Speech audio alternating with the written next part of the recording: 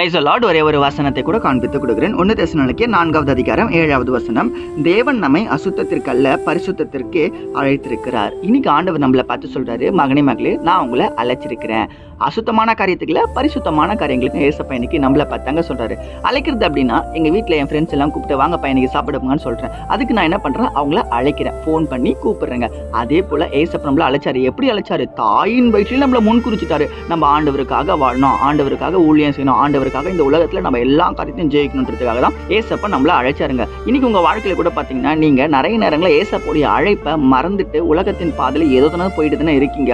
இன்னைக்கு நீங்க அசுத்தமான காரியம் பண்றீங்க. அசுத்தம் அப்படின்னா என்ன விஷயம்? பாவம் பண்றது தான். என்ன பாவம் பண்றது? பான் பார்க்கறது, மாஸ்டர்பேஷன் பண்றது, கெட்ட எண்ணங்கள், ஆபாச சிந்தைகள், ஒரு பொண்ணை தப்பா இச்சையோட பார்க்கறது. அது மட்டுமா கிடையாது, பொய் சொல்றது, ஃப்ராடு வேலை பண்றது, பித்தலாட்ட பண்றது, ஏமாத்துறது. சில நேரங்களில் நான் கூட அதை பண்ணிருக்கேன். பொய் சொல்றதுல அவசரத்துக்கு யாராவது பொய் சொல்லிடுவேன். ஏன்னா அப்படின்னா அந்த இடத்துல நான் தப்பிச்சு போகணுன்றத பொய் சொல்லிடுறேன். நம்ம எப்பவுமே பொய் சொல்லக்கூடாதுன்னு எனக்கே உணர்த்தப்பட்டாங்க. அதனால தாங்க நான் உங்களுக்கு சொல்றேன், பொய் சொல்றது, ஏமாத்துறது, ஃப்ராடு வேலை பண்றது, ஒரு இடத்துல வேலை செய்யணும், லஞ்சம் வாங்காம இருக்கிறது, உண்மையா இருக்கிறது, அரசாங்கத்துக்கு உண்மையா இருக்குது, டாக்ஸ் கட்டுறது, எல்லாத்துலயும் நம்ம உண்மையா இருந்தாங்க ஏசப்பா நம்ம கிட்ட விரும்புறாருங்க.